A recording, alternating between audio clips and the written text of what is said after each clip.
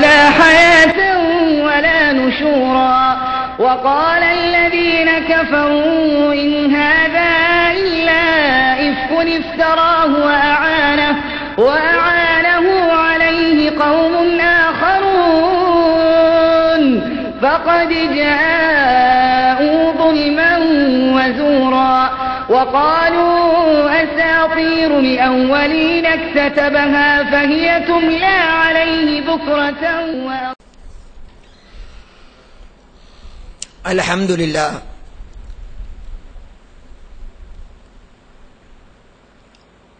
الحمد لله نحمده ونستعينه ونستغفره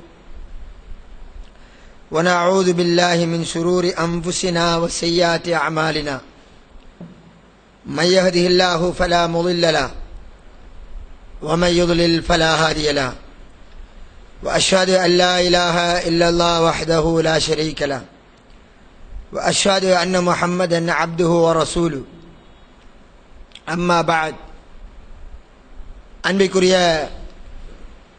இஸ்லாமிய சகோதரர்களே சகோதரிகளே,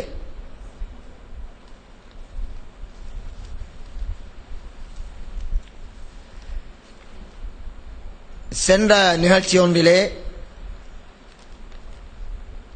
தப்லீக் ஜமாஅத்தினரே இஸ்லாத்தை எப்படி புரிந்து கொள்வது என்பது சம்பந்தமாக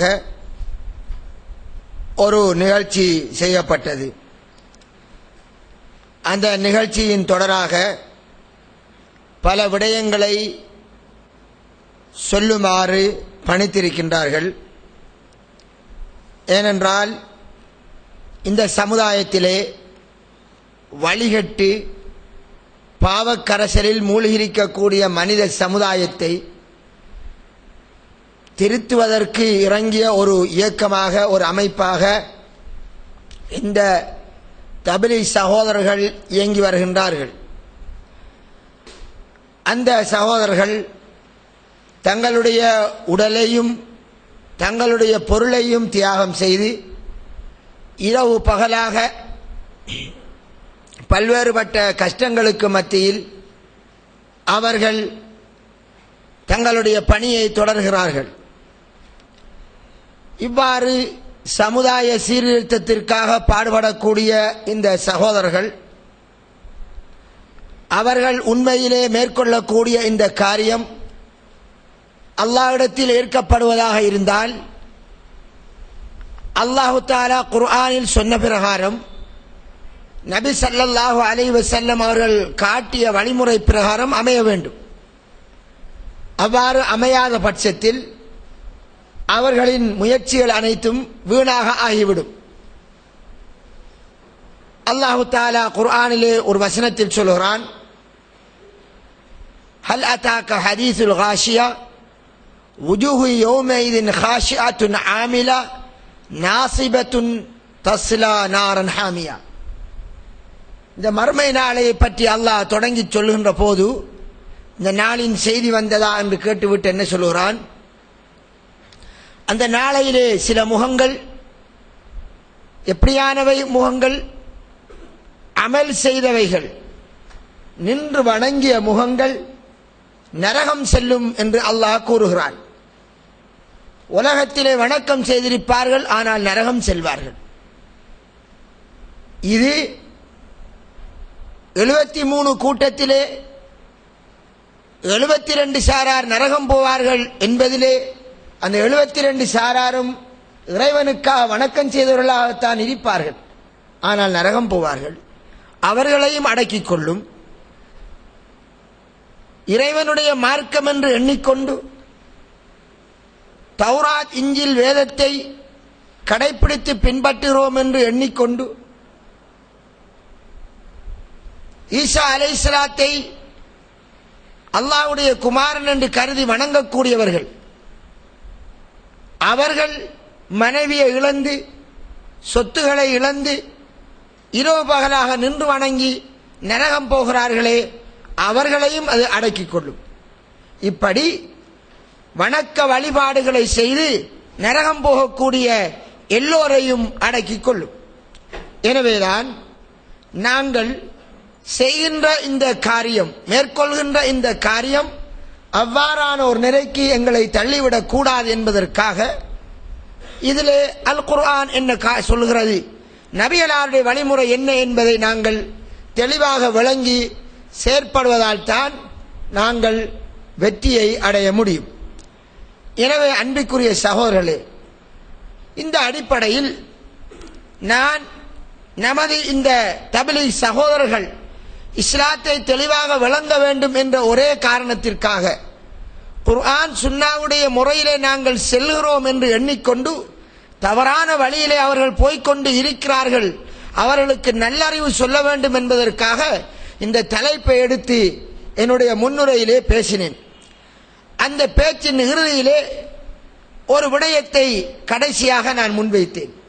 அதாவது, நபிகளாருடைய முறையிலே நாங்கள் தஅவா செய்கிறோம், நபிமார்களுடைய முறையிலே நாங்கள் பிரச்சார பணியை செய்கிறோம் என்று சொல்லக்கூடிய அவர்கள் அந்த முறையை விட்டும் தவறிவிட்டிருக்கிறார்கள் என்பதற்கு முதலாவதாக பல விடயங்களை சொன்னாலும் ஒரு முக்கியமான ஒரு விடயத்தை உங்களிடத்திலே சொன்னேன். என்னது? நபிமார்களின் தாவா, கடைசியாக வந்த ரசூலுல்லாஹ்வுடைய தாவா, அது அவர்களின் அழைப்பு பணி லா இலாஹ இல்லல்லாஹ் என்ற கலிமாவின் பக்கம் இருந்தது. இந்த லா இலாஹ இல்லல்லாஹ் என்ற கலிமாவின் மூலம் அவர்கள் இந்த பூமியிலே நிலைநாட்ட வந்தது என்ன? அல்லாஹ்வை மட்டும் வணங்க வேண்டும், அவன் அல்லாத யாரையும் வணங்கக்கூடாது, அவன் அல்லாத யாரிடமும் பிரார்த்திக்க கூடாது, அவன் அல்லாத யாரைக்கும் நேர்ச்சி செய்யக்கூடாது, அவன் அல்லாத யாருக்கும் அறுத்து பலியிடக்கூடாது, அவன் அல்லாத யாருக்கும் இறைவனுக்கு சொந்தமான பண்புகளை கொடுக்கக்கூடாது. எனவே அல்லாஹ்வுக்கு மட்டும் செய்ய வேண்டிய வணக்க வழிபாடுகளில் அல்லாஹ் அல்லாத வேறு யாரையும் கூட்டாக்க கூடாது என்ற ஒரு கொள்கையை இந்த நபிமார்கள் முன்வைத்தார்கள். இந்த பிரச்சாரத்தை நபி ஸல்லல்லாஹு அலைஹி வஸல்லம் அவர்கள் மட்டுமல்ல, அனைத்து நபிமார்களும் செய்தார்கள். இது நமக்கு தெரியும். இந்த அடிப்படையில் நபிகளார் மக்காவிலே 13 வருஷ காலம் அல்லாஹ்வை மட்டும் வணங்குங்கள், நீங்கள் அல்லாஹ்வை ஏற்றுக்கொண்டிருந்தாலும் அல்லாஹ் தான் வானத்தை படைத்தான், பூமியை படைத்தான் என்று நீங்கள் நம்புகிறீர்கள், ஆனால் அந்த அல்லாஹ்விற்கு இணை வைக்கிறீர்கள் என்று நபி ஸல்லல்லாஹு அலைஹி வஸல்லம் அவர்கள் சொன்னார்கள். அதற்கு நபி ஸல்லல்லாஹு அலைஹி வஸல்லம் பல விடயங்களை அவர்களுக்கு உதாரணமாக அவருடைய நிலைப்பாட்டை விளங்கப்படுத்துவதற்காக சொன்னார். கேட்டார்கள். அல்லாஹ் அவரிடம் கேட்குமாறு சொல்கிறான், நபியே நீர் இவர்களிடம் கேள், வானத்தை படைத்தவன் யார் என்று கேள், அல்லாஹ் என்று சொல்வார்கள். வானத்திலிருந்து ரிஸ்க் அளிப்பவன் யார் என்று கேள், அல்லாஹ் என்று சொல்வார்கள். இவ்வாறெல்லாம் சொல்லக்கூடியவர்கள் ஏன் அல்லாஹ்வுக்கு இணை வைக்கிறார்கள் என்று கேட்டால் அதற்கு அவர் கொடுத்த பதில் என்ன? மா நஅபுதுஹும் இல்லா லியுகர்ரிபூனா இலல்லாஹி ஸுல்ஃபா, நாங்கள் இந்த அல்லாஹ் அல்லாதவர்களுக்கு நாங்கள் வணக்க வழிபாடுகளை செய்வது, நேர்ச்சை செய்வது, காணிக்கை செய்வது, இது போன்ற காரியங்களை செய்வதெல்லாம் அல்லது அவர்களுடன் சென்று பிரார்த்திப்பதெல்லாம் இவர்கள் மூலமாக அல்லாஹ்வை நெருங்குவதற்கே என்று சொல்கிறார்கள். யார்? இந்த மக்கத்து மக்கள். அல்லாஹ்வை நெருங்குவதற்காகத்தான் இவைகளை நாங்கள் தரகர்களாக வைக்கிறோம். ஹாஉலாஇ ஷுஃபஆஉனா இன்தல்லாஹ், இவர்கள் அல்லாஹ்விற்காக எங்களிடம் சிபாரிசு செய்வார்கள் என்று இந்த மக்கத்து மக்கள் சொல்லுகிறார்கள். இவ்வாறான எண்ணப்பாட்டிலே இருந்தவர்களுக்கு நபி ஸல்லல்லாஹு அலைஹி வஸல்லம் அவர்கள் சொன்னது என்ன? எந்த அல்லாஹ்வை ஏற்றுக்கொள்கிறீர்களோ அந்த அல்லாஹ்விற்கு நீங்கள் இவ்வாறு தரகர்கள் வைக்காதீர்கள், அல்லாஹ் அல்லாதவர்களை நேர்ச்சை செய்யாதீர்கள். இவர்கள் எல்லாம் அல்லாஹ்விடம் சென்று சிபாரிசு செய்து அல்லாஹ்விற்கு உங்களை பற்றி தெரியாத ஒரு விடயத்தை தெரியப்படுத்திடுவார்களோ, அவ்வாறு தெரியப்படுத்திட முடியாது, உங்களை பற்றி எல்லா விடயம் அல்லாஹ்விற்கு தெரியும், எனவே இவ்வாறு தரகர்கள் ஏற்படுத்தாதீர்கள் என்று நபி ஸல்லல்லாஹு அலைஹி வஸல்லம் அவர்கள் சொன்னார்கள். இந்த பிரார்த்தனை, இந்த அழைப்பு, இந்த நபிகளாருடைய அழைப்பு தான் மக்காவிலே தொடர்ந்து இருந்து கொண்டிருந்தது.